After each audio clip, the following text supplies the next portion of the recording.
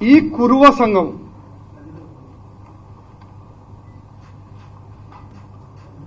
ആണ് പോറ്റീന്റെ പിന്നിലും പോറ്റീനെ പ്രോത്സാഹിക്കുന്ന സോണിയാഗാന്ധിജിയും കോൺഗ്രസിന്റെ മുതിർന്ന നേതാവായ സോണിയാഗാന്ധിജിയും LDFന്റെ മുതിർന്ന നേതാവായ ബഹുമാനപ്പെട്ട മുഖ്യമന്ത്രിയും.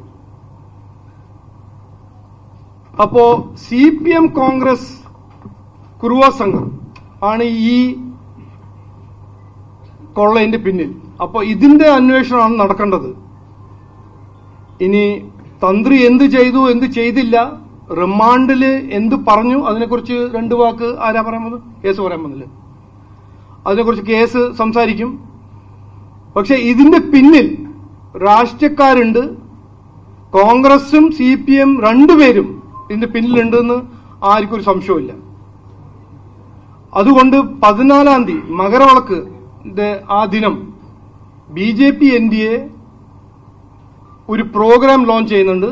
അത് MT രമേശ് ആദ്യം സൂചിപ്പിച്ചാണ്. ഇന്ന് ഞാൻ റിപ്പീറ്റ് ചെയ്യുന്നു. വീട്ടിലും നാട്ടിലും അയ്യപ്പ ജ്യോതി.